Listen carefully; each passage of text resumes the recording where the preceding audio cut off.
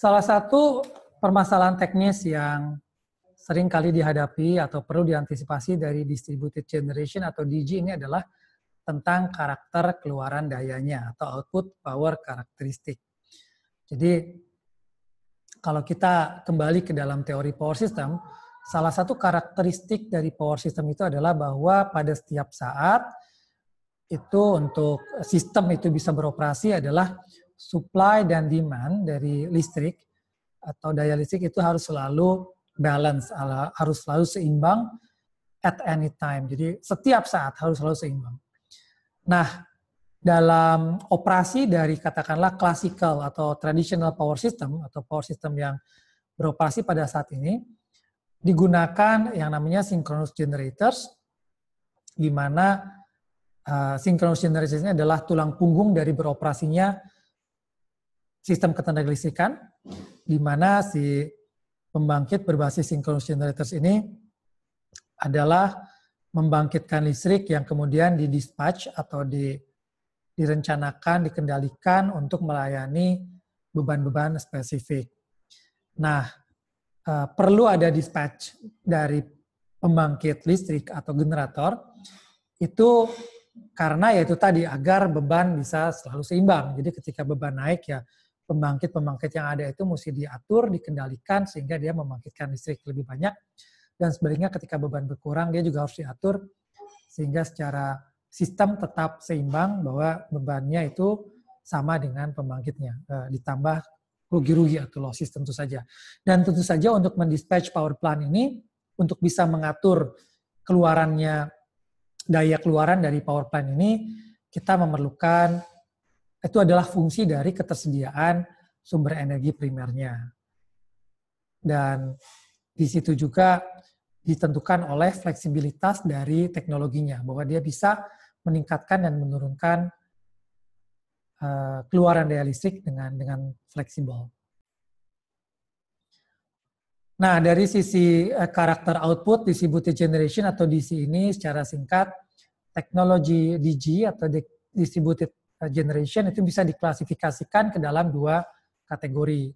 Yang pertama adalah controllable distributed generation, yang artinya output keluaran daya listriknya bisa dikendalikan pada mengatur keluaran listriknya, dan yang kedua adalah non-controllable DG atau distributed generation, pembangkit tersebar yang tidak bisa dikendalikan keluaran daya listriknya. Maksudnya apa? Jadi controllable DG ini atau distributed generation yang bisa dikontrol ini, kita tahu bahwa secara definisi unit-unit distributed generation ini tidak didispatch atau dikendalikan secara tersentral. Tapi sebetulnya teknologi-teknologi DG secara unit, secara per unit itu bisa dikontrol secara lokal. Jadi artinya operator distributed generation lokal itu sebetulnya bisa menentukan berapa keluaran daya yang hendak dihasilkan dengan cara mengatur asupan sumber energi primer atau bahan bakar yang disuplai ke unit-unit distributed generation tersebut. Jadi controllable DG atau DG yang bisa dikendalikan ini karakternya misalnya dia mampu dikendalikan keluaran dayanya bergantung dari suplai bahan bakar yang tersedia. Artinya secara teknologi DG-nya memungkinkan bahwa keluaran itu tergantung dari bahan bakar dan suplai bahan bakarnya itu adalah bisa dikendalikan. Sehingga sebagai hasilnya tentu saja keluaran dayanya bisa dihasilkan dan di dispatch gitu ya secara lokal.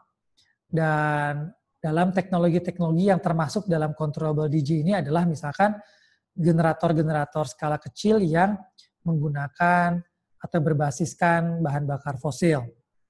Bisa microturbine, bisa diesel generators, dan bisa fuel cells secara tahap tertentu, bahkan termasuk juga geothermal power plant dalam definisi yang sedikit berbeda. Atau pembangkit-pembangkit listrik yang menggunakan bahan bakar biomas. Kenapa? Karena semua ini adalah DG technologies yang menggunakan bahan bakar, di mana bahan bakarnya itu bisa diatur untuk mengatur keluaran dayanya.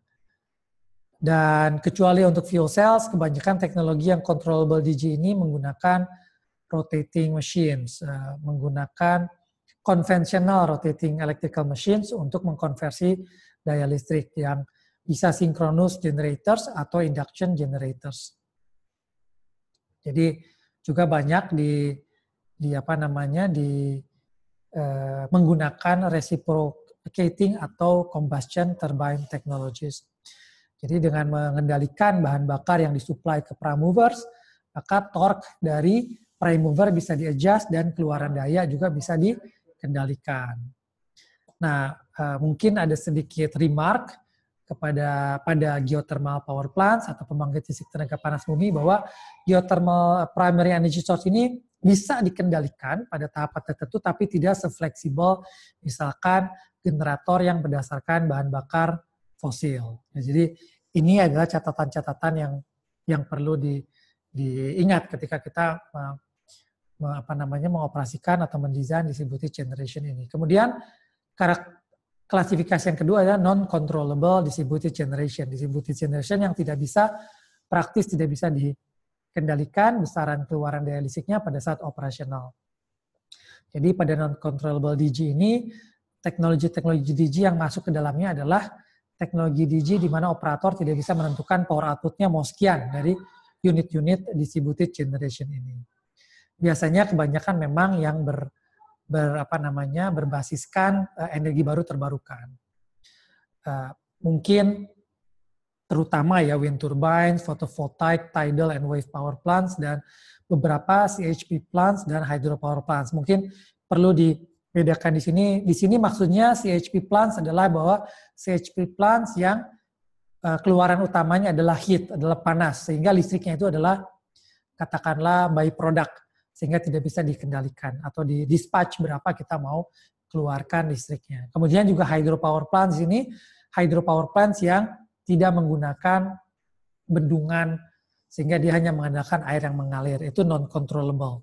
Tetapi hydropower plant yang menggunakan bendungan, selama airnya ada, dia juga tentunya bisa dikategorikan terhadap controllable DG. Tapi di sini kita bicara small hydropower plants yang memanfaatkan aliran sungai, yang dia akan berputar ketika ada aliran, sehingga sifatnya relatif non-controllable. Nah, di sini tentu saja kenapa dia tidak bisa dikontrol, utamanya karena sumber energi primernya memang tidak bisa dikontrol. Angin ya, ketika dia ada, dia membangkitkan listrik, matahari juga sama, air mengalir di sungai juga sama, kemudian gelombang laut dan tidal laut juga sama. Jadi karena sumber energi primernya tidak bisa dikendalikan atau didispatch, maka keluaran listriknya juga tidak bisa didispatch. Ya, contoh yang gampang itu tadi angin, matahari ya. Sebanyak ada angin, sebanyak ada matahari, itulah batasan listrik yang bisa dibangkitkan.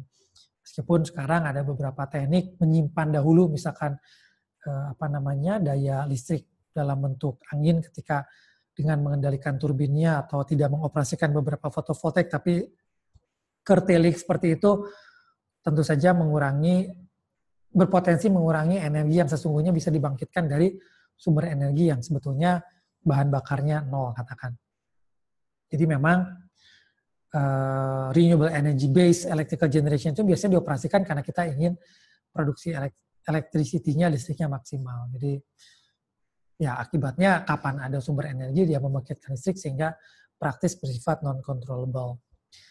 Nah, ini adalah tabel jadi yang mengklasifikasikan teknologi-teknologi DG, mana yang controllable, yaitu kolom yang di tengah ini, dan mana yang praktis non-controllable, atau yang paling kanan. Jadi, yang berbasis bahan bakar fosil, conventional generators, itu controllable, karena kita bisa mengendalikan output berdasarkan supply bahan bakarnya. Mikroturbin juga yang menggunakan gas, itu controllable. Combined heat dan power plants, itu non-controllable, karena meskipun dia teknologinya menggunakan misalkan bahan bakar fosil, tetapi kita inginkan keluaran utamanya adalah panas, sehingga keluaran listrik itu adalah byproduct. Small hydropower plant bisa controllable, bisa non-controllable, tapi di sini kita bicara yang tanpa bendungan, jadi yang memanfaatkan air mengalir. Kalau yang dengan bendungan memang dia to some extent pada tahap tertentu adalah controllable. Wind turbine, non-controllable DG, photovoltaics, non-controllable DG, fuel cells, controllable DG, karena bahan bakarnya bisa diatur. Geothermal, sampai tahapan tertentu juga controllable, ketika kita misalkan bisa memanfaatkan atau mengatur berapa uap panas yang akan dimanfaatkan untuk membangkitkan listrik dan diatur besarannya, biasanya controllable pada besaran yang konstan. Kemudian biomas juga controllable karena praktis bahan bakar biomas itu seperti bahan bakar fossil fuels. Tidal itu non-controllable karena bergantung praktis ya, dia tidak konstan, meskipun sebetulnya bisa diestimasi tapi diprediksi tapi tidak konstan artinya di sini. Dan wave power plant juga dia non-controllable karena bergantung dari misalnya ya gejala-gejala alam yang membangkitkan gelombang laut. Jadi ini kurang lebih tentang karakter atau distributed generation berdasarkan karakter keluaran daya listriknya. Terima kasih.